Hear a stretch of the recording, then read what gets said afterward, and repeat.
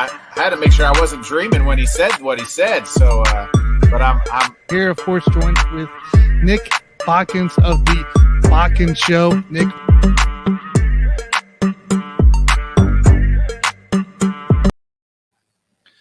What's up, everybody? Welcome into another Monday night Buffoon and Bodkins show. My name's Tanner Dawson of the Sports Buffoons. Next to me is Nick Bodkins of the Bodkins Show. Nick, what's up, dude? What's up, everybody, man? Good evening on this Monday, man. It is boiling down. We were last weekend without football. I don't really call preseason football, but I mean, there are going to be some college games and things like that. But I mean, we are about a month away, Tanner, from NFL season. School's about to start. It's still hot as balls here in Missouri. So, I mean, but hot here too. Yeah, same in upstate New York. School's getting ready to start. Football's about to kick off. We're about to get right into it, man. I'm excited. First year of football season, I'm gonna be talking on a microphone spill and dumb things out for people to, watch and see. So I'm excited about it. Oh yeah, it's gonna be a fun time. We've already had the first preseason game, Hall of Fame game, on Thursday. This previous Thursday, where the Raiders, I believe, did win in the end. But I got my first taste of some FanDuel action. Did not do well, but it's all right because it's FanDuel. So what can I say, right? But were you playing on fantasy, or was you gambling? Because just daily fantasy football. All right. I wanted to get in one. I mean, it's been a while, so I just got harder in than there. predicting week one, man. That's high level. There's no way I'd win any of that. No, yeah, I was like, I had Daniel Carson. I had the two kickers in for sure because you never know with preseason games. They should score a lot, and yeah, it didn't go well. But it's all right. I didn't expect much out of it the first time. So, with me, guys, with us, I guess. Ryan LARRISON of fantasyfootballforthepeople.com, WAGMI Fantasy, and then also ROTOBALLER and Let's Talk Sports. So, Ryan, welcome in. Thanks for joining us today. Great to be on, guys. I love joining you guys on a Monday night to talk a little fantasy football. Yeah, so I started doing a mock draft show at night, just trying to practice and work on some of the stuff. And last night I used your fantasyfootballforthepeople.com rankings going into play, and yeah, it wasn't as great as I thought it would be, but at the same time, not as bad because I didn't have enough time to go back and forth and try to beat the rankings. I would probably do it with the first 5 rounds of really trying to decipher. After that, yeah, it was just kind of, fans football stuff. So if I had a question, I'd look it up. So, but yeah, I used your tool, used your rankings on there, and they were helpful. They're a lot different than I was using Yahoo. So a lot different than Yahoo's projections because you had Joe Mixon ahead of 3 guys they have in the top 5 alone. Yep. So, and James Conner being in the top 5 probably threw you off for a loop there. Threw me off for a loop. Joe Mixon and James Conner were the 2 that weren't in the top 5 in Yahoo. So that was interesting. Ryan, why are you so high on James Conner and Mixon then? Because Tanner just alluded to it. You got them ranked, in the top 5. So why should we buy shares of Mixon and Conner here? Well, Conner, especially because of his value and his ADP. His ADP is on average in that top of the 3rd round. I almost don't let him get there because if I'm in that back end of the second, I grab him just in case someone decides to grab him on the turn. And it's touch total for him. He had more red zone carries than almost any other back in the NFL last season. That's not going to change this year. They didn't add anybody who's going to compete for him for red zone carries. Arizona likes to run the ball when they're inside the 5 and the 10-yard line. Most of that's going to go to Conner if it's not going to be Murray keeping it with his legs.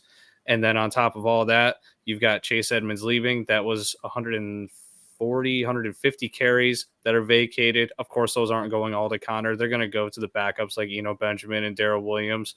But the receptions are going to go Conner's way. The targets that were vacated by Chase Edmonds, there's a good chance, that they go towards Conner because the only other good pass catching back that's on that team is Darrell Williams. And let's be realistic, he wasn't very impressive with them last year. He wasn't, didn't have a high yards per reception total for a back that got as many targets that he did last year. And he's also running with the threes right now. Benjamin's getting snaps ahead of him in camp. So he's just got everything going for him. Yes, I understand that touchdown regression is a possibility, but I wouldn't be surprised if he scored 12, 13, 14 touchdowns again if you combine him with his rushing total or his receiving touchdowns. And by the end of it, there's a good chance that he ends up inside that top 5 just because of, hitting the end zone enough times. As long as he stays healthy, he'll be fine. But it's really a reflection of his ADP is so low that you're getting someone who should finish inside the top 10 with the ceiling being inside the top 5, and you're getting him as the RB 15, 16 off the board. So that's why I'm so high on him. And as for Mixon, we already saw what it was last year. It's only going to be the same this year. They didn't add any backs to that backfield that are going to challenge him for carries and targets very much. Chris Evans is probably going to take over Samaje Perine's role because it's Samaje Perine. He's not very impressive, so they need a better backup running back, but the offensive line is improved. That offense isn't going to get worse. It's only going to get better. And if they, skew a few of the passing touchdowns that Joe Burrow had last year and it goes towards Joe Mixon's way, no one's going to be shocked by the end of the season. So goal line carries too coming into play with that. So my biggest fear. Sorry, Tanner. No, go ahead. Go ahead. My biggest fear on both those guys is just injuries. I mean, Mm-hmm. Mixon's never played really a whole lot of. I think last year was kind of his most healthiest season. It was his first season playing the whole entire time. Mm-hmm. Yeah, exactly. And then you got James Conner, same situation where it seems to be. He's injury prone. I don't know if like the cancer, like he had this guy who had battled and beat cancer in college.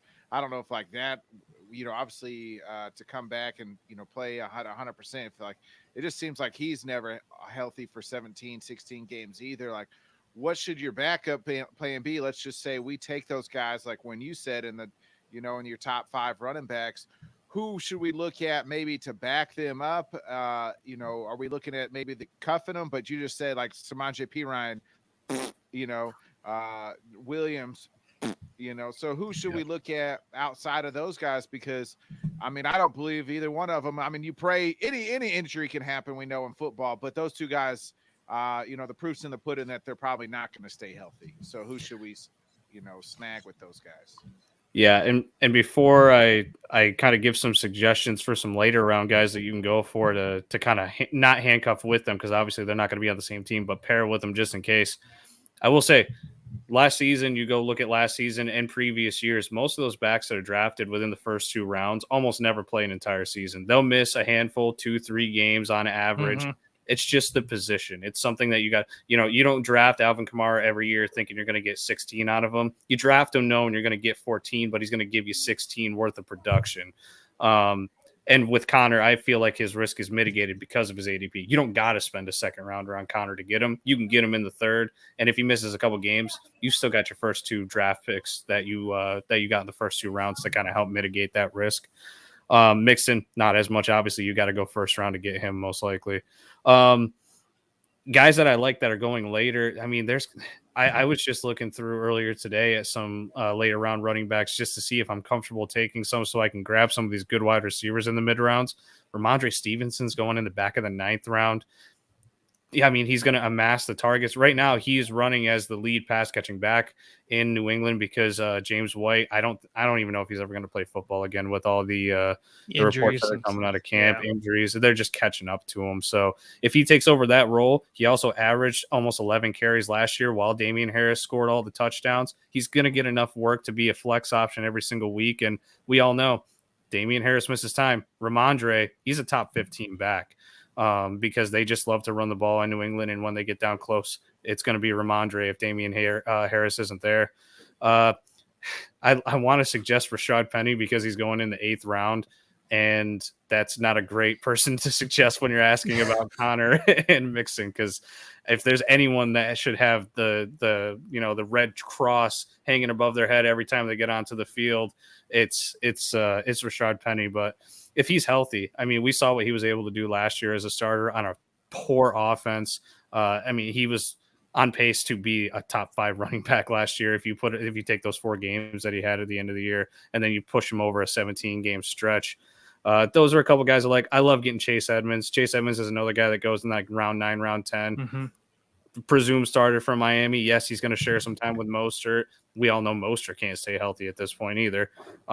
Just perfect fit for the offense. He's got the speed. He's going to catch passes out of the backfield. He got one of the most accurate quarterbacks into when I say that, I mean in terms of short yardage situations. He'll hit a guy 5 yards in front of him. And if that's Chase Edmonds, he's got the ability to, take the, do damage after the catch. And if he finds the end zone, even 6-7 times, he's going to finish around that top 24. So I think those are some guys that I've really been stacking along with them. I was doing Ronald Jones, but now we got that Pacheco news that's coming out where he's running with the ones. I don't know what to do with Kansas City right now. It's so tough. Tanner, give me some. I would still stick with the whole Clyde Ronald Jones deal. Like Clyde's gonna be your back right out of the gate, and we all know this. As long as he's healthy, he's starting. Ronald Jones is gonna be the next guy up. He really is. Isaiah, he's gonna be in the 3rd, 4th range. He's going to get his reps, but maybe not as effective. We heard the same thing with Derek Gore last year, right? And McKissick.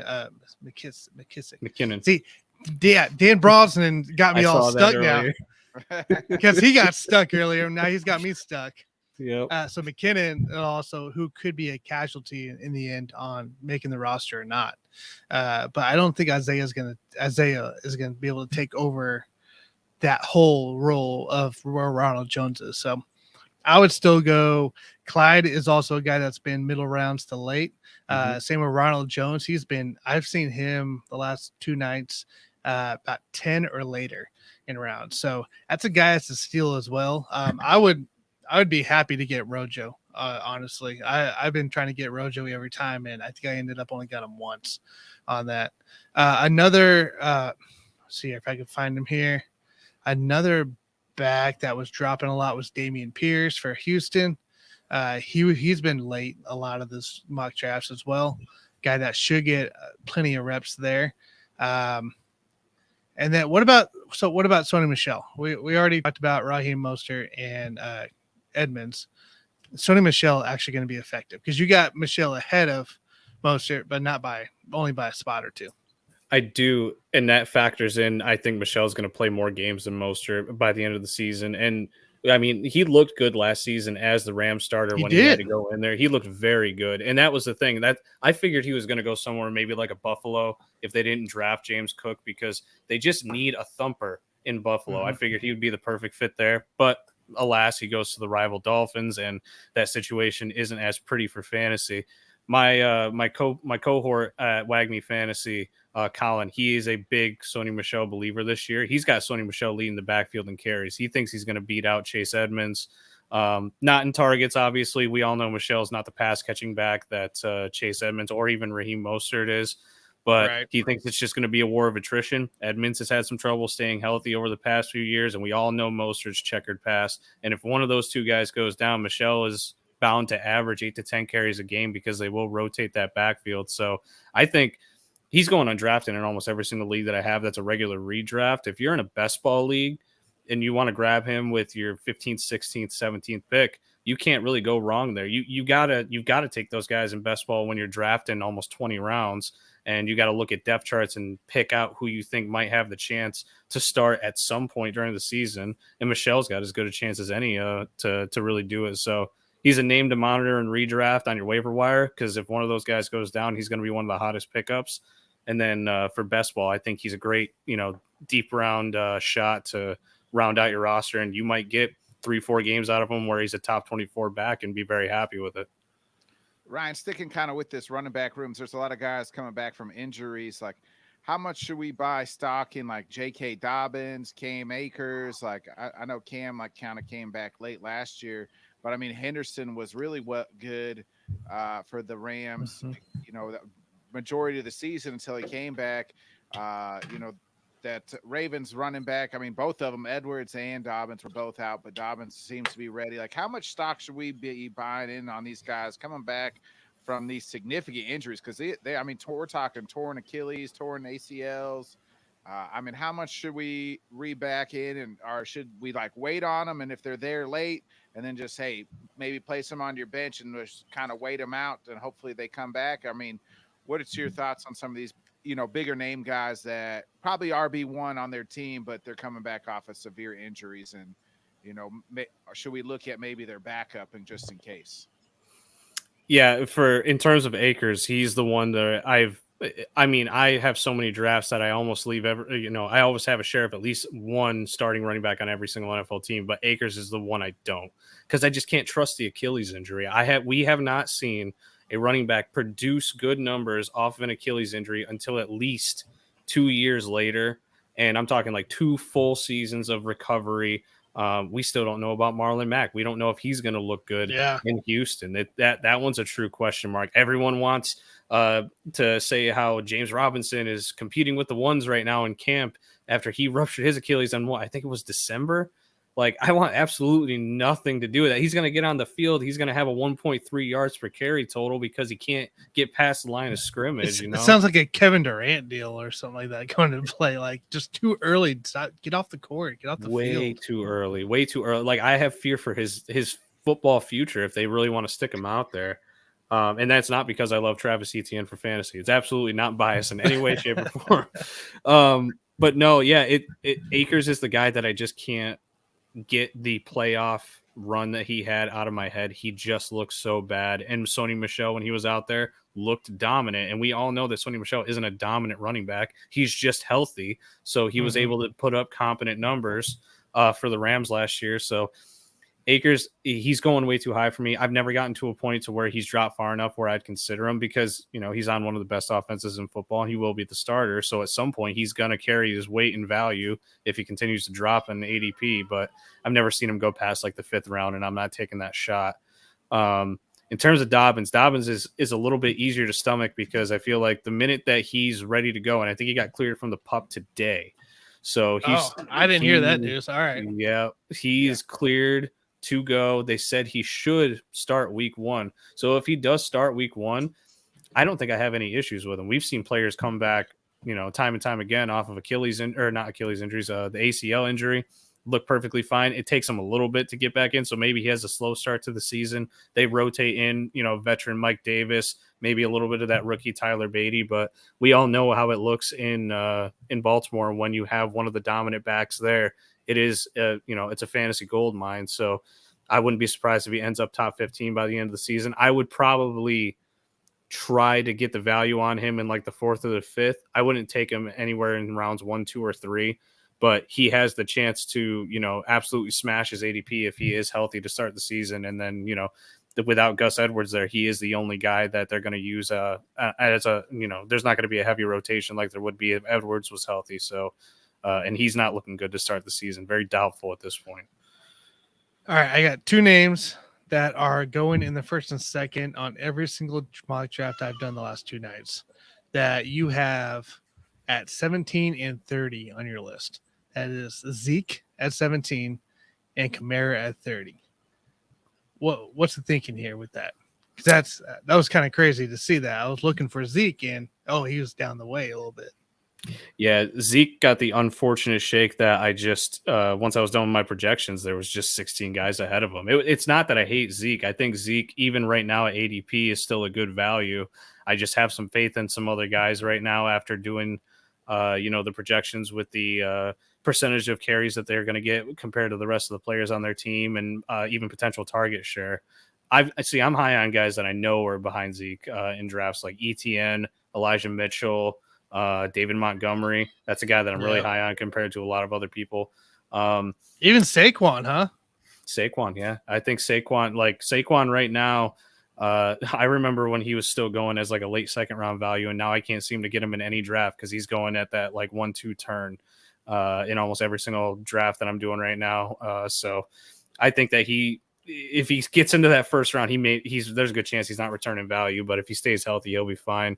In terms of Kamara, I have baked into his ranking his 6-game suspension. Now, at this point, we don't know if that 6-game suspension is going to happen. It's looking more and more doubtful every day. I'm just kind of waiting to see if we get any more nuggets of news coming out within the next week or 2. But now that drafts are in full swing, my plan is to re-update these rankings with more projections by the end of next week, because that's when most drafts are happening, is middle of August to the beginning of September. And I want them fully up to date. So you will see some guys move. If Kamara doesn't have a suspension date or anything like that and looming over his head by that point, I'm most likely going to stat him out for a 17-game season like I do everybody else that doesn't have that going against him. And he's probably going to get back up towards that top 12. He'll be most likely ranked, as a second round pick, in my opinion. You can take him in the first. It wouldn't bother me, but I would rather have him as a second round pick compared to some of the other guys that I got going ahead of him. Gotcha. And when are you doing an update on rankings? When's your final update? Final update will most likely be, I gotta work this around. I have a baby due in a week. I know. You got a lot coming up, dude. And I do it with projections now. I'm not just kind of being like, I like this guy more than the next guy and just moving them up and down. I want to make sure that my numbers reflect what I actually think. So it takes a little bit longer to update them. I'm going to say most likely I'll have them done the weekend before the first week of games. So the weekend before the first Thursday night game, that would be my final projections, because that weekend before is where probably 60% of fantasy drafts happen. Everybody likes to wait till the last minute if they can. So I have the final ones then. I'm going to have at least one more before that here by the end of next week. Okay. And then, we're going to go from there. So be on the lookout for that. Those are on my personal website on Fantasy Football for the People. And I get to use the ranking tools from Fantasy Pros. I've ranked inside the top 100 the past 3 years. So I'm hoping, maybe one more year they'll actually put me on the website instead of only the stuff that I can see, but we'll see what happens. Cool. Very cool. I'm excited to check that out. Keep an idea. Ryan, I'm more high on, I guess, like the value of Pollard than I am Zeke, just because I think we saw what he did last year late in the season. I mean, it seemed like he was getting the better run, at least the more explosive runs in that offense than Zeke is. And I can never trust, I'll never trust Mike McCarthy either with a running back and a running game. I mean, I've seen it too many years. You've lived through it. Lived through it. So, am I crazy to think that Tony Pollard's probably a better value than Zeke is? I don't think you're crazy, because I feel like I find myself with a lot more shares of Pollard than I do Zeke. And I like to go mid-round receiver. That's been my strategy for most of my drafts, because I like to grab guys like Sutton and Gabe Davis and stuff. I think that being able to take the value on Pollard is what's making people a little bit lower on Zeke, and it may not be reflected properly when people are doing their rankings, because Zeke had a bad year last year, and he was still top 10, I think. So I think he was close. I think he was close to top 5. I think he was 7 or 6 or 7 in half PPR. I can't remember off the top of my head. And he's, he is going to be fully healthy entering the season. He did deal with some injuries last year, and this is a team that needs some firepower, because after CeeDee Lamb and Dalton Schultz, they ain't got nothing right now. They're all hurt, and they're all not participating in camp. So it's going to be interesting to see. I think Zeke definitely has the ability to well outproduce his ADP, because I've seen him go as late as the third round. And at that point, I'm even trying to look at grabbing him, even though I'm a little bit lower on him than the consensus is. So from fantasy football to your real football team, what's your expectations here, your Eagles? I probably think they could maybe win that division. I think it's kind of a toss-up between them and the Cowboys. What's your kind of feeling on your Eagles here going into the season? After evaluating all the teams in my division, which I know I do too much of because I'm so competitive with this, even though I'm not a player, I think that Philadelphia has the best chance to win the division, and I think we will. I just can't put my money in on Dallas when they've done nothing but go backwards, it seems like, with all their offseason moves. When you lose Amari Cooper, and then on the defensive side of the ball, you lose Randy Gregory. Keanu Neal is a not talked about piece, a starter that they had last season who really outperformed what their expectations were. And he got paid this offseason because of it and left Dallas. So that's a safety. That's a starting safety that's gone. They've always had problems with their safety rotation, and they finally got one last year and couldn't nail him down to a contract. And then, they lose offensive line pieces. They don't have a good number 2 wide receiver right now. They've just got CeeDee Lamb, the rookie, and then Dalton Schultz. So the passing game is going to be interesting. And then they're so mismanaged by McCarthy that, we saw what happened last year when they got into the playoffs. Boom, one done. Doesn't matter because McCarthy can't manage a team. So I think they're a shoe-in for second place, because I've got no faith in the Giants as long as Daniel Jones is their quarterback. And I can't put any more money in on Wentz. I've already bet my life savings on that guy when he was an Eagle. So I do like the Commanders' defense. When healthy, Chase Young is an absolutely stud. a mix with Montez Sweat and a couple of they have probably the best, when healthy, some of the best front seven in all of football. I like them more than Giants. If the Giants went and traded for Jimmy G, I might think they could win this whole division. The only thing that separates me from picking the Eagles and the Cowboys, I just, you kind of ran it down. There's some edges that, maybe the Cowboys have over the Eagles would be the quarterback position. I like Dak more than I like Jalen Hurts. I like the running backs better in Dallas. More I like Elliott and Pollard over Zeke and Miles Sanders and Gainwell. Mm-hmm. I like the Eagles receivers more. Because there's more, they're just healthier. And then you add AJ Brown. We'll see if Jalen Reagor can actually be, somewhat of an NFL caliber football player. And, the defense, Dallas's defense was really good last year. Can they duplicate that to this year's big question mark? So, I don't really like either coach. I think Mike McCarthy's an idiot, and not a huge fan of Sirianni either. So I just give the edge to Dallas just due to Dak, maybe more than my preference over Jalen Hurts. When it comes to tiebreakers for me, I always say whatever team's got the best quarterback, that's the team I'm going with when it comes to tiebreakers, because that's the most important position in football and maybe almost all of sports. So I'm probably going to say Cowboys 1, Eagles 2, Giants 4, and the Commanders 3. Just depending on maybe if the Giants got, like I said, if they got Jimmy G, I would probably feel more comfortable with them and maybe even bump them up to say, hey, this is a team that could make the playoffs. Tanner, what are your thoughts there? I want to know for you on Giants is if the Giants start Tyrod Taylor, are they going to be past the Commanders in your list? I think, Tyrod Taylor is a very comfortable quarterback. A couple years ago, he took the Bills to the playoffs, and then they pretty much said, get out of here. And booted him to the curb. Then I think he was with the Browns. Was it the 0-16 year or right after that when he was like right after that? Yeah, because he was the guy that sat for Baker or started with Baker, and they booted him. He's been bounced around. I don't know. Then he got jabbed in the wrong spot by the Chargers guy. Yeah, then Herbert came to be what he is. He's always the guy before the next guy type guy. Davis Mills goes in to an injury. Like, it's just a bunch of bad stuff for him. So I think he was the guy. He was in Baltimore too before Lamar at some point. I know that's who drafted him. Yeah, but I don't know how long he was there. He's had quite the journey in his. Ryan Fitzpatrick. He's going to keep bouncing to team. Yeah, the Giants are the one team in that division that I feel like they have a better backup quarterback than they do a starting quarterback, and everyone kind of sees it as bias against the Giants because I'm an Eagles fan, but I have not seen. I think I've seen like 3 good throws by Daniel Jones in his entire career.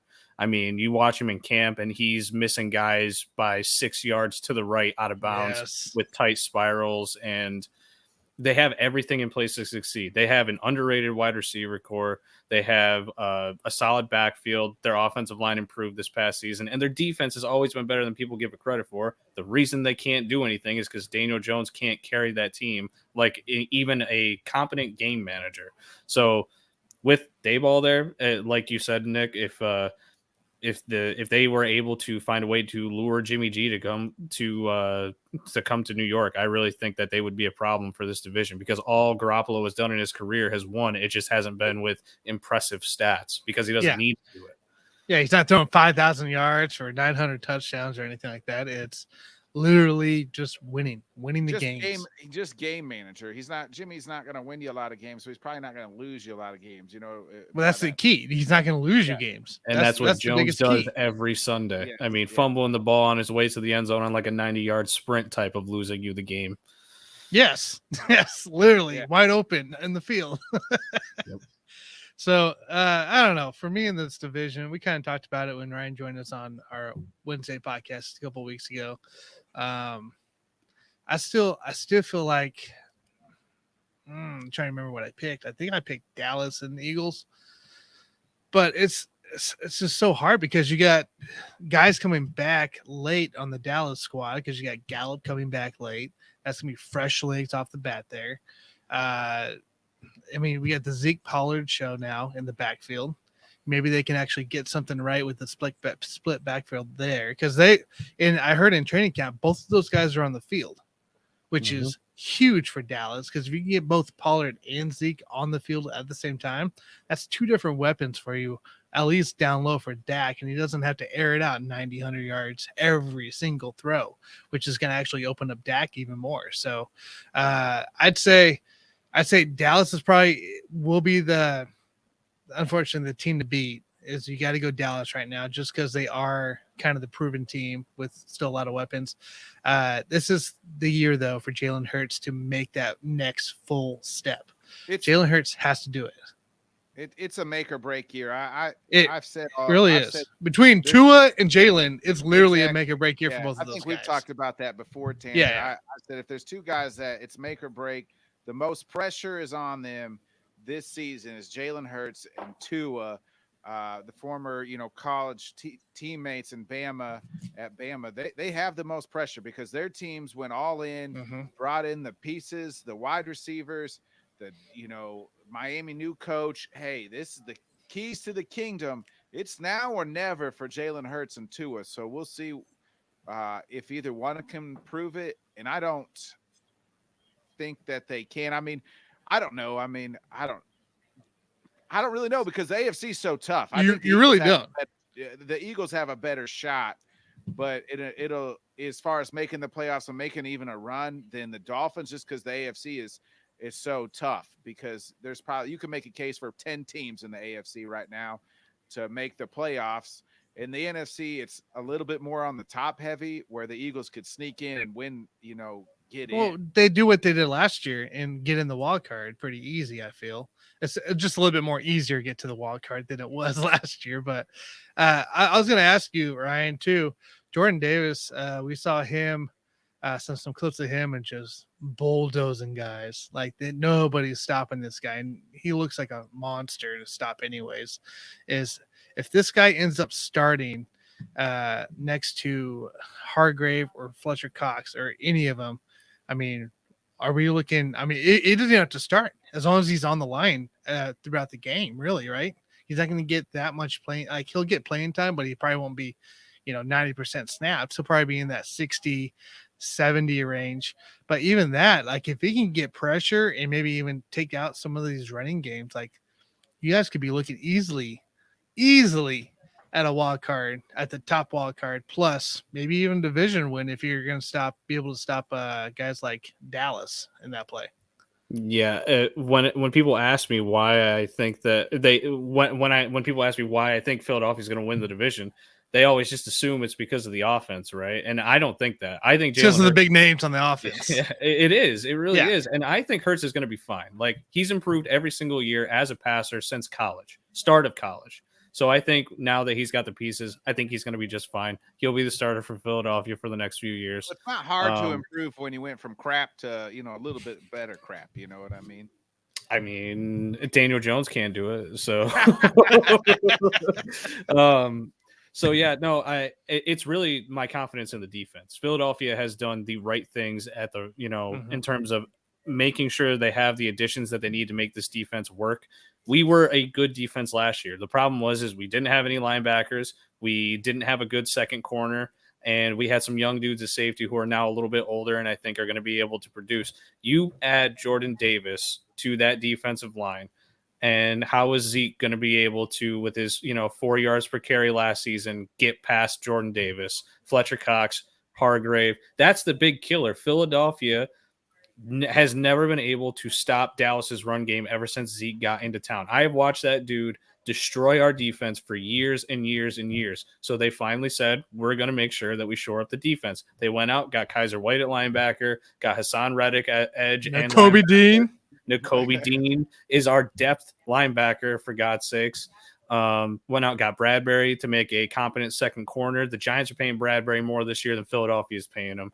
So, I mean, we have everything set up perfectly for that defense to succeed. I think we have the best front seven in all of football, and I don't think that's biased. I think we just have the depth, and Philadelphia has rotated those positions and kept the legs fresh for the past 2-3 years, even before Sirianni got into town.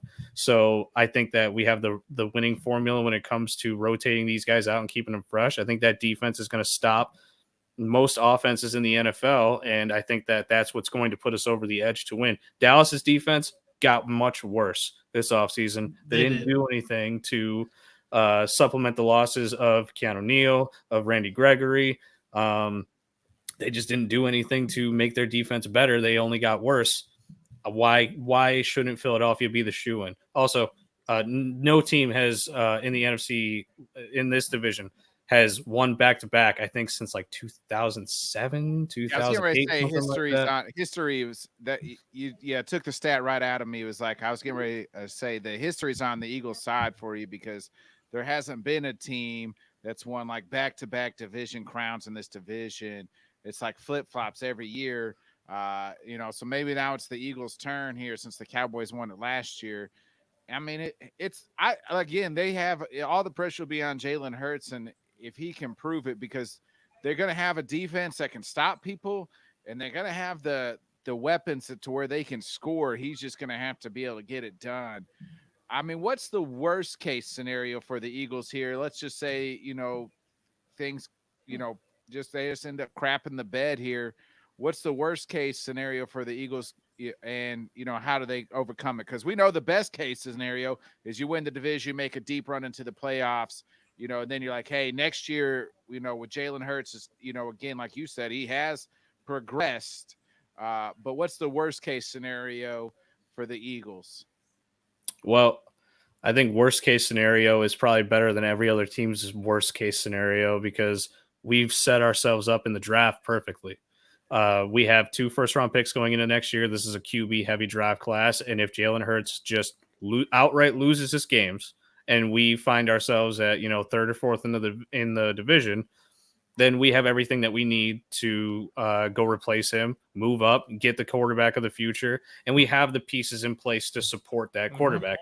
AJ Brown's under a long contract. Devontae Smith is still on his rookie deal. Dallas Goedert just got re-signed last year. And we can, revamp the running back room with whatever we need to do. Offensive line is set in place pretty well. I think our oldest one that's not Jason Kelsey is Lane Johnson, and he's already said he's going to try and compete for the next 2-3 years at the very least. And when he's healthy, he's probably the best right tackle in all of football. So defensively, we're fine. We're pretty young on defense. I think that we will be okay, even if we have a terrible year this year moving forward. It's not doom and gloom like it used to be when Philadelphia would be good and then absolutely tank the season after that. There's still some heavy optimism because our GM put us in a place to succeed where I didn't think he was ever going to be able to do that after drafting so poorly in the first round the past few years. What's your read on Sirianni? I mean, Eagles fans and Philadelphia loners, they're probably the quickest, fan base to turn on somebody. Is he a guy that's can lead you to the promised land? As lead the Eagles there back to. I mean, they got rid of Doug Peterson. I mean, he's the only Super Bowl winning coach in history. So I mean, what's the read on Sirianni? Are people behind him? You guys think he's an idiot, or what's the deal there? Well, I'm a conservative Eagles fan. I like to say I'm not I'm not like throwing batteries at Santa energy. I'm more like, I keep it more realistic. If my team sucks, I understand that my team sucks. But it's it's interesting because most of the fans that I talk to, or even just seeing social media and all the Twitter accounts that I follow and the Facebook groups that I'm in, it's very mixed. I think Sirianni is fine. I think he's doing the right things. He's being a player's coach when he needs to be a player's coach, and he's delegating to the right people when he needs to delegate in terms of like play calling and stuff like that. He's doing the right things. He's trying to set up the right culture. And by all accounts, the players like him. There was some rumblings when Peterson was starting to go out the door that the locker room was pretty split in half. But the past year, even 2 years of chatter coming out of camp and out of the locker room is people really like Sirianni. They think he's the guy that's going to lead them to success. And they really like Jalen Hurts and his leadership. That's the one thing you hear out of everybody's mouth is how much they like Jalen Hurts' leadership. So I think the pairing with Hurts is perfect. I think that he's finally set up to succeed now that he's got the GM on his back and, ready to make the moves that they made this offseason to help the offense succeed. So I like Sirianni. I know he's got some goofy tendencies and people like to point those out. He's playing rock, paper, scissors with draft prospects and stuff like that. But Yeah, that's all good. He fits in perfect with Philadelphia, man. What the hell have we done that's ever normal? We had people eating horse crap in the streets when we won a Super Bowl. I mean, what do you want? All right, one more question and we'll get you out of here. I got a question for Devonta Smith. Your wide receiver 2, I guess, for the Eagles now. It's a fantasy and also a regular football question, right? I want to know where would you take, what was the earliest you would take Smith at? And then also, is he going to be maybe more effective this year due to the fact that weapons on the other side? What are we thinking there? See, you picked it out of my brain because everybody wants to immediately this isn't just a Devonta Smith thing. When a big-time receiver comes into an offense, they want to immediately dismiss the former number 1 there because he's moving. Jalen Waddle, Tyreek Hill. Jalen Waddle situation. This is the same thing. Now, Waddle, his price is very inflated. I've seen him go second, third round. That's rich. That's going to be hard to meet if he doesn't get the touchdowns, right? He can catch 130 balls and, go over 1,000, but if he's only scoring 2-3 times, that's a problem. Devonta Smith isn't going to have that problem. He already got through a full season, had the best rookie season that a rookie wide receiver in Philadelphia has had, with a guy that Bodkins thinks can't throw the football, with double coverage constantly. And now he's going to be able to use what he does best, and that is his deep ball ability, his speed, to absolutely demolish number 2 quarterbacks. And that's what he's going to be best at. I think Devonta Smith can be a number 1 wide receiver, but as he develops into the NFL, having A.J. Brown on the other side taking away top coverage is probably the best case scenario for his production. Yes, his target share is going to go down. You just have to expect that. And the problem in Philadelphia is if we do stay so run-centric, we're going to throw the ball probably bottom 5 in terms of attempts in the NFL. So that makes it a little bit tough for fantasy. That's why I'm a little bit lower on A.J. Brown than most people are for fantasy. It's nothing against the player. I just don't know if he's going to get the targets to, be a consistent force. So I think earliest I would take Devonta as like 6th, 7th round, because I think at that point he's my wide receiver 3 in my flex, and I can throw him in my flex when it's a really good matchup and hope for the touchdown that's 50 yards out, and he's going to make me very happy at that point. And I also don't have to rely on him every single week in my starting lineup, and I can switch him out when he goes up and has a tough matchup. So that's the way I would look at it. Waddle is way tougher. Like you draft Waddle, you have to start Waddle every single week, and you're going to have to live through the growing pains of Tyreek Hill in the offense and the new offensive scheme. All right. Awesome. Well, hey, man, we appreciate you hopping on, talking football with us here. Thanks, Ryan. Definitely. Make sure you guys go check out fantasyfootballforthepeople.com. WAGMI Fantasy. Go sign up for that newsletter. Click the confirmation email inside your email. You don't even have to do it anymore. You don't even have to do it anymore. The recap finally worked. It's gone. You just hit the little recapture thing. And now we went up by like 15 subscribers in a day. I crap you not. It was beautiful. It's done. Yeah. Nobody has to go back. It works out perfectly. Awesome. I remember that then. So, and then ROTOBALLER, he also writes for ROTOBALLER. Go check that out as well. Some great sets there. And of course, he's on Let's Talk Sports with the Fantasy University that started on Sunday yesterday. It was the first episode.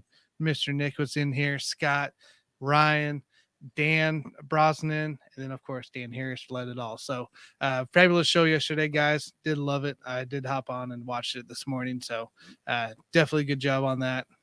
I could relate to a lot of the advice you were given, especially the N'Keal Harry stuff. So yeah, I mean, that's number 1 pick right there. That's number 1 pick. If he didn't get carted off, he would have kept him. So that's my favorite running joke ever. I love it. Awesome, right? Well, hey man, we'll let you go. I appreciate you hopping on. We'll talk later, man.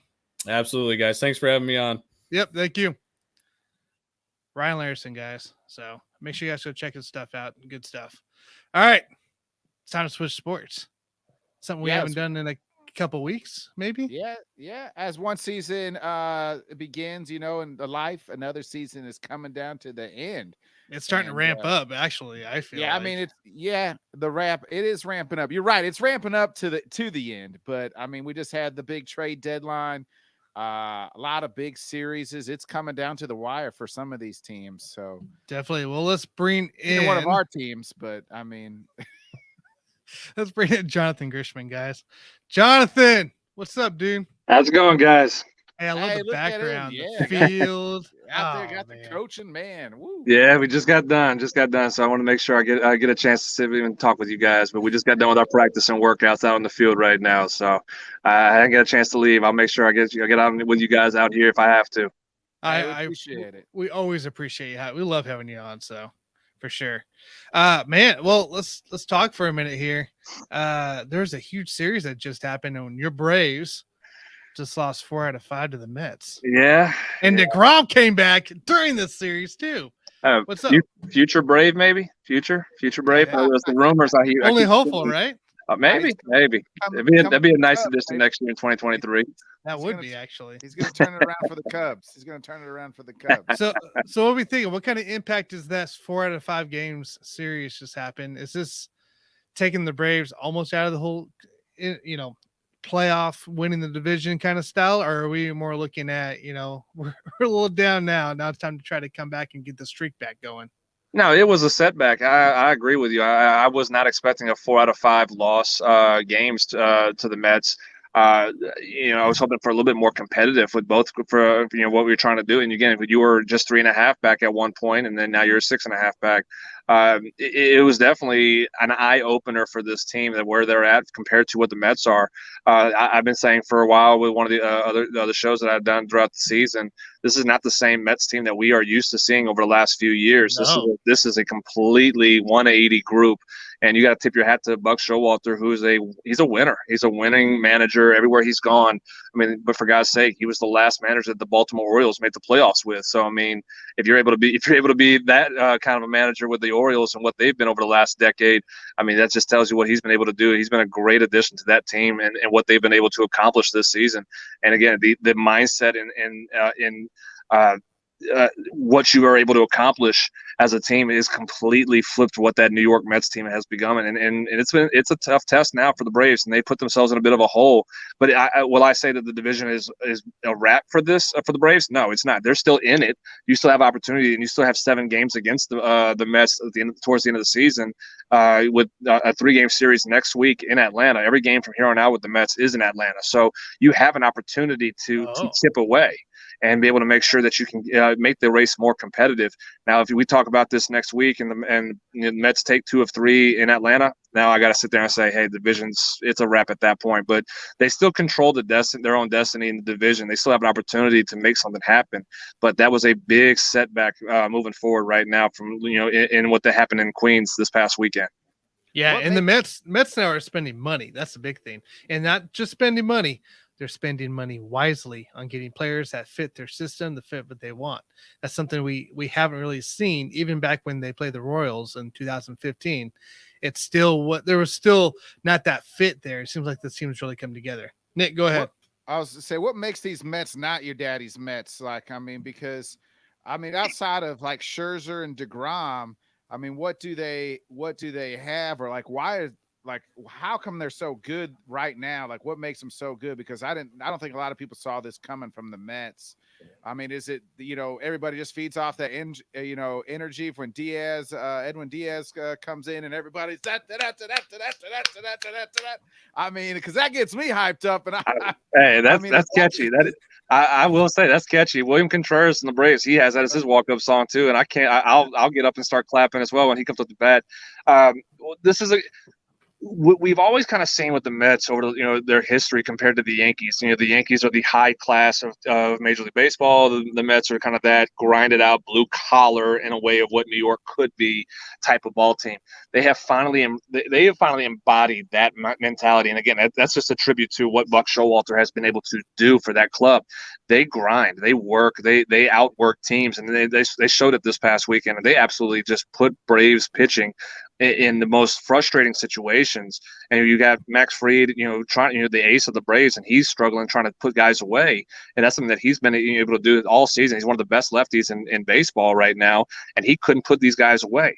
Spencer Strider, he's the highest strikeout rate amongst rookie pitchers, and he's one of the top 5 in strikeout rates in baseball right now, and he couldn't put guys away. So they are just absolutely blue-collar type players that grind out at-bats and frustrate you, and they put that on emphasis over the weekend. And that's the thing. Again, you're talking about last season, what they were last year. You had the frustration of Pete Alonso and how he played, Francisco Lindor and how he was adjusting to New York. These guys did not do very well last year. They were trying to get used and adjusted to what was going on in New York. These guys are now adjusted to it. And again, I know Pete Alonso has been there for a while, but it's still a different animal to what other teams have. In other cities you have to be at. You have to perform in New York.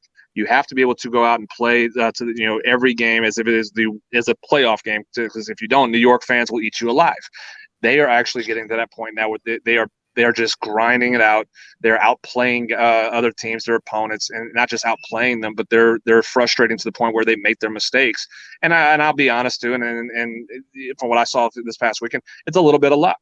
And you have to have, in this game of baseball, you have to have luck on your side to win ball games more times than just being better than the other team. And that showed this again. That also showed this weekend that they got a lot of easy hits, a lot of big breaks, ball hit off the bag down the line, bases score, runners on base score. You got to get lucky, and they got lucky quite a bit. But how you handle that luck to turn it into good fortune, turn it into being better. That's what a good team does. I mean, I'm not going to sit here and say they were just they're lucky they won the games. Good teams find a way to use that luck and use it to their advantage, and they did, and that's a good ball team. Yeah, and somebody they acquired too that during the trade deadline, Daniel Vogelbach coming from Pittsburgh. That's such a key move, such a great depth move for the Mets. Guy that can play DH, first base, and right field. The guy, we saw him in the highlights, right? Running around, coming through, heading home and unhook the train. Would you believe Mets fans were absolutely up in arms when they made that trade and acquired Vogelbach? They hated that trade at the time. It's just they didn't understand it. They didn't understand, because again, you have a guy who's a 200, kind of floating around above 200, but he's got the power, but he's just he wasn't as consistent at times. But I mean, he fits their mentality. He's a grinded out type of ball player. He's a blue collar ball player that just he takes a bat, it looks like a toothpick in his hands, and swings the crap out of it. I mean, that's just what he does. And I mean, for some reason, Mets fans did not like that trade. Well, I guess they changed their opinion on him now after this past weekend. I'm about to say big time on that one. It's a 12 home run guy. Jonathan, we haven't talked to you since the trade deadline. And so it's kind of like a two-part question. I mean, we know the big move, Soto going to the Padres, and then they turn around and it looks like, hey, everybody's kind of on their boat, but then they turn around and lose to the Dodgers. Is that team going to make the playoffs? And did they make that move, that big trade for now, or more for the future? Because I mean, right now they're not going to catch the Dodgers, but they should be able to catch on paper any team in this wild card race, right? Yeah, it's a move for now. It is definitely a move for now, because I don't know. Obviously, San Diego has the money. They've been paying guys, $200 to $300 million. Left and right. So they have the money, where they're printing it, who knows, but they have the money to where they can sign Soto. I don't think Soto is looking at the aspect of a long-term right now. He's, it's more of we're buying all in to compete for a World Series this year. I'm not putting a lot of stock in the sweep of from the Dodgers over the Padres. It's the same thing that we saw with the Mets and Braves. The first place team, he has to set the example and say that we are the class of the division. The Dodgers did that. They showed that they're above right now the Padres. Does that mean that could happen in September and October? I don't know. And again, it's the same thing for the Mets and Braves side of it. I mean, we can see that in September that the Braves take a sweep the Mets at some point. It's just a division game, a division rivalry series that just that time they had their number on it, and it's going to take some time for Soto to just get readjusted and acclimated to the clubhouse. It does take some time. So I'm not necessarily sitting there, saying, well, they made this trade, they're probably not going to make the playoffs, so they won't make a run. That's a dangerous team. I mean, that's a talented lineup, and so they're going to get healthy with Tatis coming back here pretty soon in the next couple of weeks, where he'll be at full health as well. So it was definitely a move to compete for a World Series this season. If they have the opportunity to sign Soto long term, they're going to do everything they can to make it. But the move was a 2022 World Series run right now, and they're all in to do so. Yeah, and they got Tatis batting leadoff in his rehab assignments right now. So I wonder if he comes into play if he actually does bat leadoff for that Padres team. Because imagine Tatis leading it off and coming into play Soto. And then Machado batting third. Machado batting third, and then Bell batting fourth. 1, 2, 4 right there. I mean, that's dangerous. That's disgusting. I mean, but they're kind of putting all their eggs in one basket for that one game wild card game. I mean, do you throw out you Darvish, and I guess it would probably be your Braves, would be the other team there, against Max Fried. I mean, how if that's how it shakes out, I mean, how does that game look, right? I mean, that one game, big playoff game, that's a lot. You're trying to frighten me right now on that. I will say, I mean, again, that's where experience comes in play. Where your Braves team has faced a juggernaut lineup in the postseason last year. They did that with the Dodgers last year. They did it with the Astros. The Astros had a great lineup last year. So postseason experience does come in a factor in that aspect of it. But at the same time, look at the guys in San Diego where you have some postseason experience with the Soto, who's won a World Series too. Josh Bell won a World Series, I believe, with them as well. No, I don't think Bell won a World Series. No, he wasn't with them. He wasn't there yet, but but you have guys who have pitched in postseason games and who have played in postseason games as well. So there's some experience on that on both sides of the rosters for both teams. It just comes down to who's going to be hot at the right moment, and that's what you're going to have to watch and see as we get into September. Towards the end of we get through August and into September, which team is the most hot team competing, and in that aspect of it, if it's in Atlanta, I would give the edge to the Braves just because that environment we saw it last year was on the national spotlight. Truist Park in the postseason is just it was on another level. So I could see the same thing being it this year, and I could see that the Braves take it just by the home field advantage. But I mean, it's going to be a very tough situation for that team to compete against a stacked lineup like the Padres have. Yeah, so we're talking National League as well. I mean, we're leading into mid-August now. There's one division here that's kind of up in arms, really, even more. So St. Louis is up on the Brewers by 2 games. We're not going to talk about the Cubs because Nick will get mad. So St. Louis is up by 2 games. I saw that, and I was like, the conversations we had earlier this year about with Nick St. about the Cardinals. Yeah. It's a Cardinals thing to do. They're just going to come back out of the blue and just all of a sudden be contending team in the division. And sure enough, here we are, and we're talking to the Cardinals. I told you. That's what. See, now he's just going to get mad. Here we go. So, do you think if one of these teams here, if one of these teams don't win the division, whoever wins it gets in the playoffs, the other team misses out because of the competition that's in the East and in the West? I'll say, and again, Nick, cover your ears on this. I think the Cardinals are probably the dangerous surprise team. Like that team, they can pitch well, they can hit, they can move runners, they play situational ball, they play ABC ball at times. They can hit with power. That's just a sneaky, dangerous team. So I mean, I could see them upsetting. I don't necessarily have the same confidence in the Brewers. I feel like they've kind of taken steps back, and it shows with the Cardinals overtaking them right now in the division. I would be a little afraid if I'm the Braves or if I'm the Mets, Dodgers, Padres of the Cardinals right now. Just that team is being a sneaky good team that just plays good ball. They play fundamental good baseball, and that's what you do take advantage in the postseason is being able to do the small things well. And that's a team that, you know, their history have been that way, and that's why they've won World Series so many times over the last couple of the last decade or two. You know, they've been able to do things the right way and play the game the right way and take advantage of it. That I could see that team could pull off an upset just from, you know, doing things the right way in the postseason, where things matter more. The little details. You know, speaking as a coach, I talk about little details to my athletes. In pro ball, it's no different. It's emphasized even more that the little details in this game matters most in the postseason when the season is significantly reduced to what it is, to a 3 or 5 game series.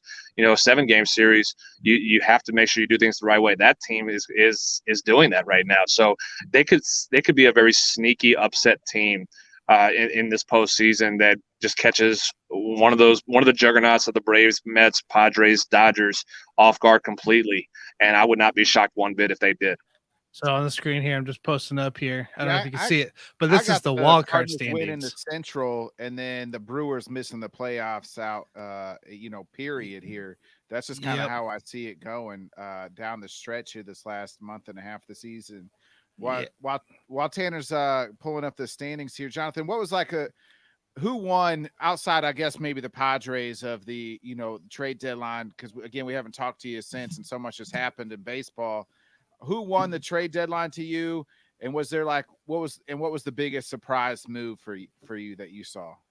I'll say the biggest surprise, and I say surprise, I kind of predicted it was going to be a big move by this team. I just didn't think they were going to make this move.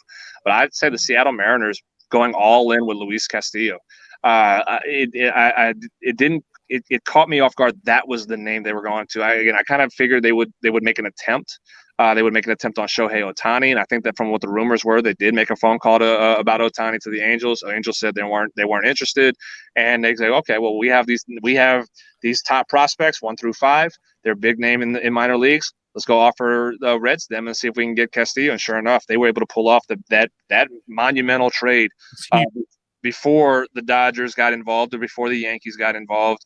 Again, I don't know how involved the Yankees were, just for certain aspects of what Castillo didn't want to do as far as the haircut rule or shave rule, but the Dodgers were very much involved with Castillo, and the Mariners pulled it off real quickly, and they made that move, and they're all in. I looked at it in an aspect, and I may have talked to you guys about it as well. They're ahead of schedule right now. The Mariners are, as far as being competitive. Mm-hmm. And why not? It's been over 20 years that you've been into postseason.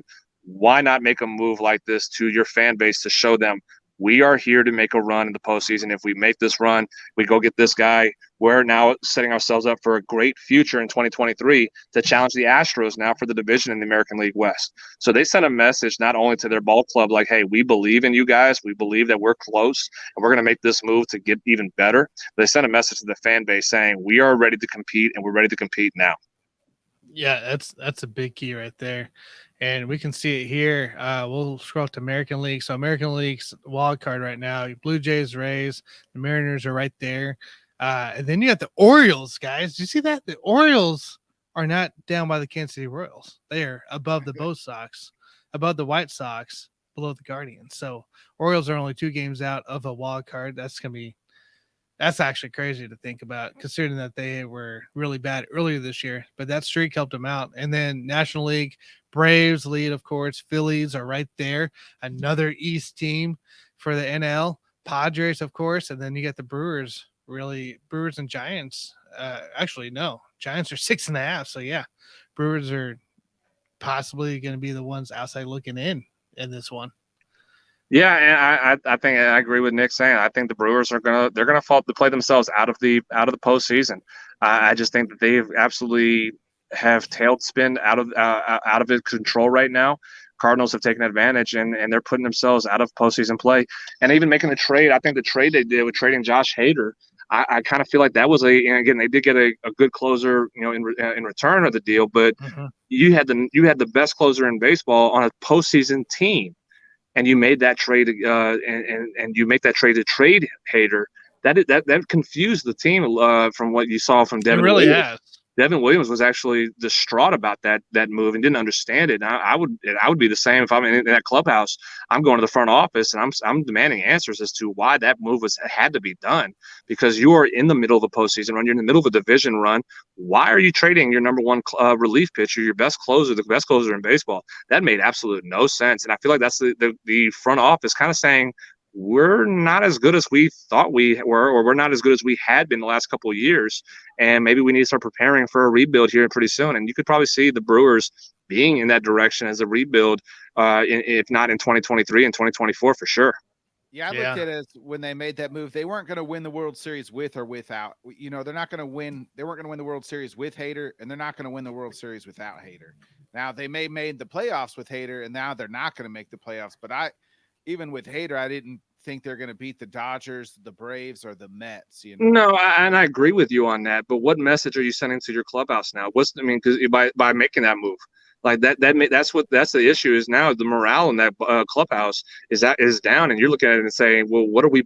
If those guys are sitting there, what are we playing for? If the front office does not believe that we're going to be a contender for a World Series, and you just traded one of the guys, one of our core pieces, not just in the bullpen but on this team, what are we playing for now? So they sent a bad message to the front office to the team by making that move. And you're right. You're not going to be a World Series winner with him, and you definitely won't be without him. And now you're putting yourself behind the 8 ball a little bit further now. I got one more question for you, Jonathan. Is Aaron Judge going to break the home run record, and how much is he going to break the bank in the offseason? Yeah, I don't think he'll catch Bonds. I don't think that, but he'll break the American League record of Maris's 61. I think that will be broken by Judge, and that's again. I mean, by a Yankee doing that, and just that American League record being what it's been, that's a huge accomplishment that nobody expected Judge to really do, and he's just been on a tear. I mean, we saw what 450 million offered to Soto. Close to 500. I think that's what you're looking at for Judge here. I think you're going to find a team that's going to offer a minimum $400 million contract to him for 10, 11, 12 years. Will it be the Yankees? I actually don't think the Yankees are going to be the team that offers him that. I think there's going to be a team out there that will get that bank, but it won't be the Yankees. I think they actually have shot themselves in the foot by doing what they've done. And Judge is looking at it and going, "Hey, I'm going to play, and you're going to enjoy it in 2022, and you're going to watch me walk out the door with a big bag of money that I'm carrying out of the stadium." So I think the minimum what you're going to look at for Judge, it's a $400 million contract is the minimum. That's probably the starting point for a team to offer. And Judge is looking at it and go, "No, I want $500 million. You better write me that check right now for it." He just tells them how many home runs he hit this year and just add 2 zeros at the end, right? I mean, pretty much. You know, I mean, he's heading that direction with it right now. I mean, it's insane, and I mean, for a guy who's bet on himself like that, we see guys do that all the time, and it doesn't work out to the full extent of what Judge is doing. It's phenomenal to see that. It's as a baseball fan, you're rooting for him in that aspect of to basically go ahead and break the bank and buy and make these teams buy into what he's done. So as I'm not a Yankee fan, I'm hoping they choke in the playoffs. But as a baseball fan and as a former ball player, I'm cheering and clapping on Judge to continue this tear and absolutely make everybody in baseball have to beg him to sign a contract with him. If he does break Maris's record, do you think, and this could be your opinion and even like a nationwide opinion, will he be the new home run leader? Because we all know that Bonds, Sosa, McGuire had a little extra something, and will he be the guy? That's the guy? We know the record books may say something, but as far as baseball fans, will he be the new home run leader? Well, you got Hank Aaron. Well, I mean, I think he means for a season, for a season, okay. home run king in a season. Yeah, I've been asked that question numerous times for years, as far as my opinion on the home run chase. And look, we know Bonds allegedly did, but the argument is made is this: did he ever test positive? And the answer to that is no. So morally, I can't say Bonds is the single season home run record, just morally. But he is the home run champion statistically. So if Judge does not hit 74, I can't say statistically Judge is the home run king of the regular season.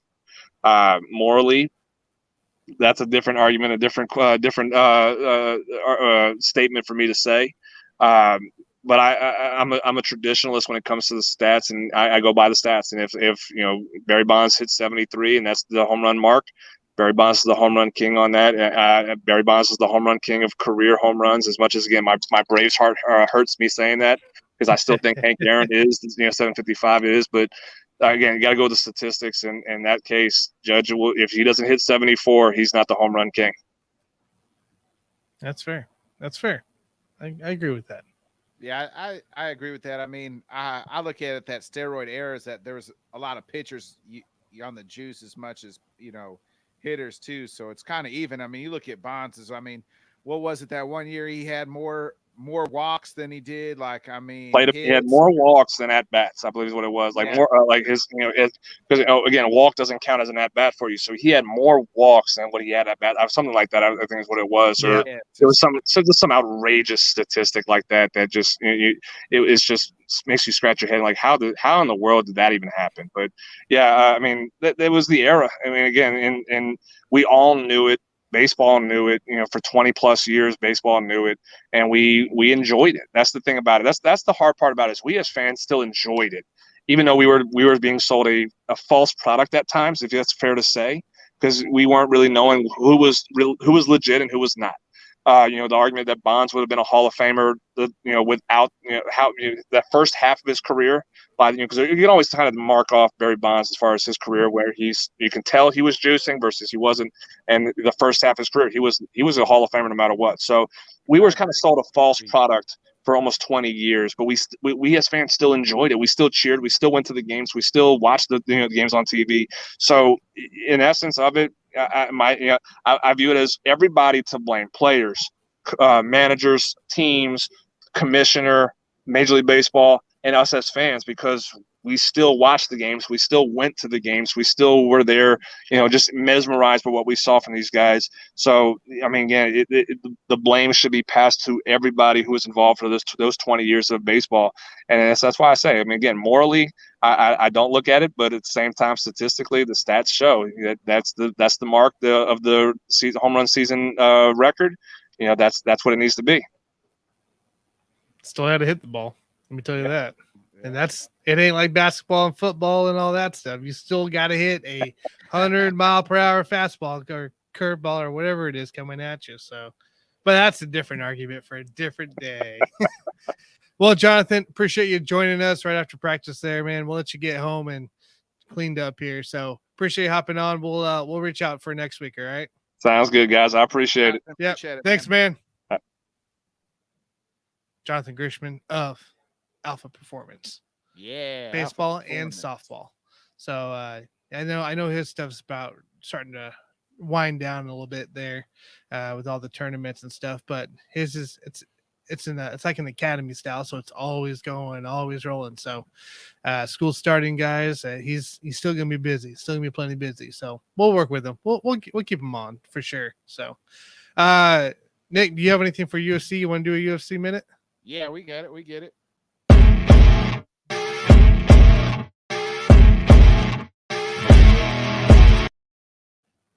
All right. I don't have a timer today because everything broke. Yeah. I didn't like the timer anyway. I felt like I was on a. There was a lot of pressure. I was trying to give you pressure. Too much pressure. So this past Saturday, huge main event and co-main event happened.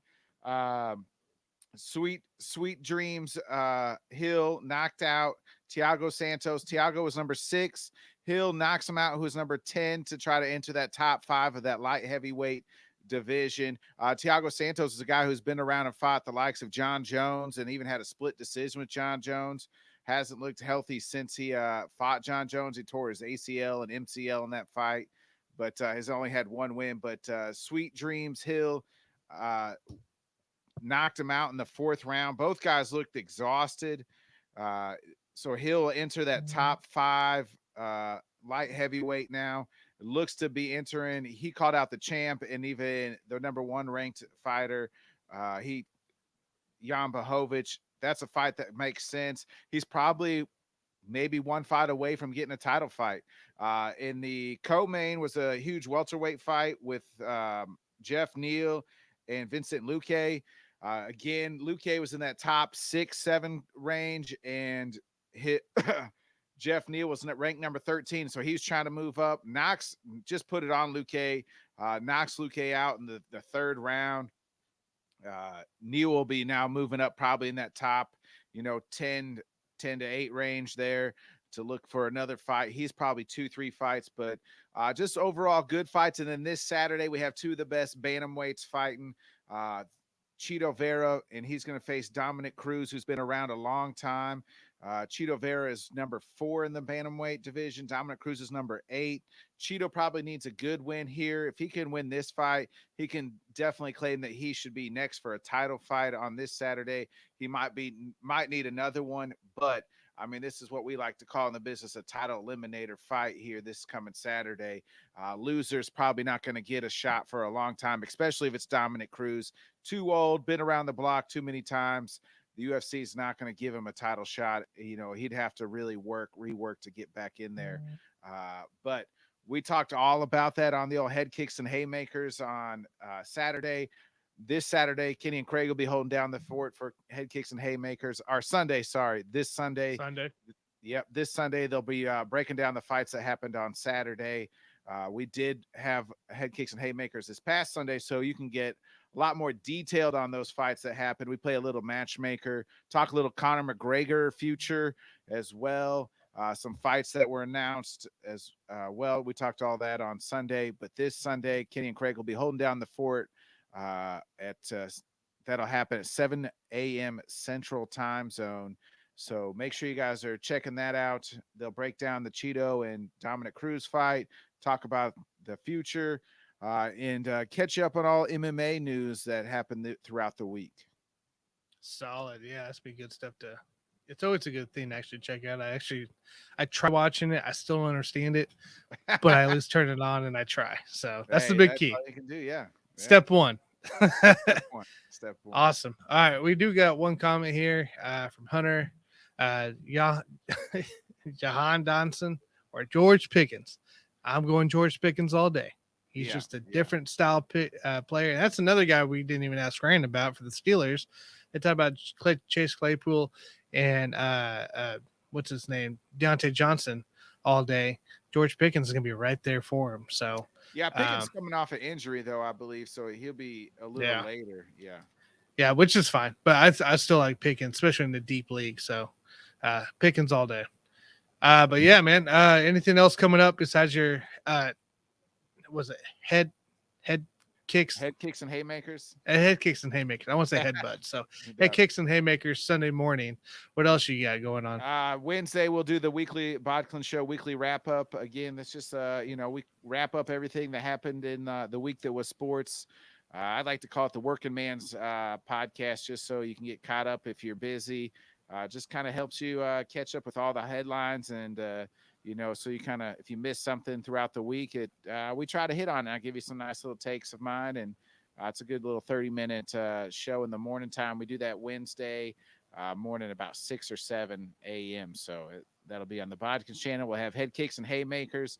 Check out yesterday's show. I interviewed Fight Hard MMA lightweight champ, Sweet Baby Ray Hayes. He's got a fight coming up this Saturday at Lake of the Ozarks, where he's dropping down from lightweight to featherweight to try to take the Shamrock FC title at featherweight. So he's an amateur fighter. He's 6-0. He's fighting for the sixth time this year, and so he's trying to go 7-0 Saturday night.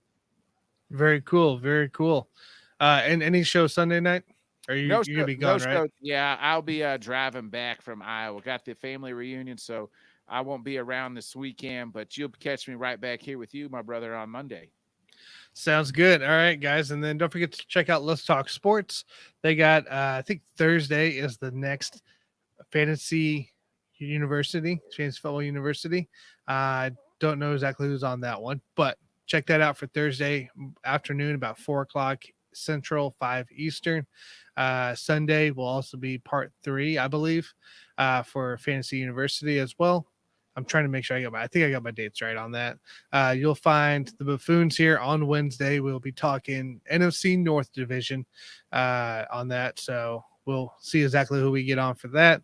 And then Saturday morning, 11 o'clock, you'll find me on there with Let's Talk Sports.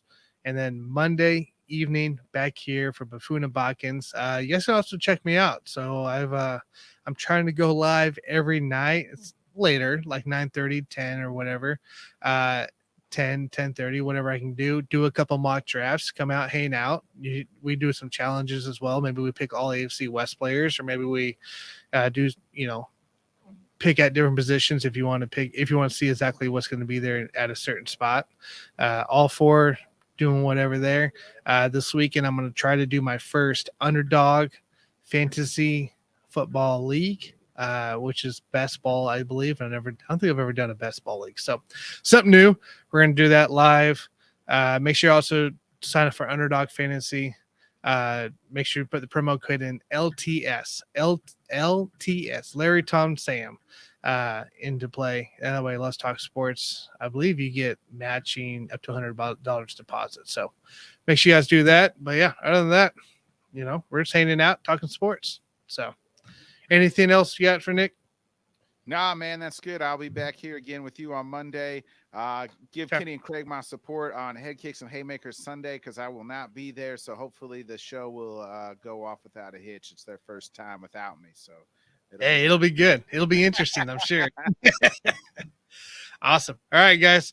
Everybody have a great night. Make sure you go sub and follow and like. Help us out here. Keep us growing. And we'll catch you next Monday. Hey, everybody. Thanks for tuning in to the Buffoons and Bodkins show. Make sure you hit that bell, subscribe, and follow for more content.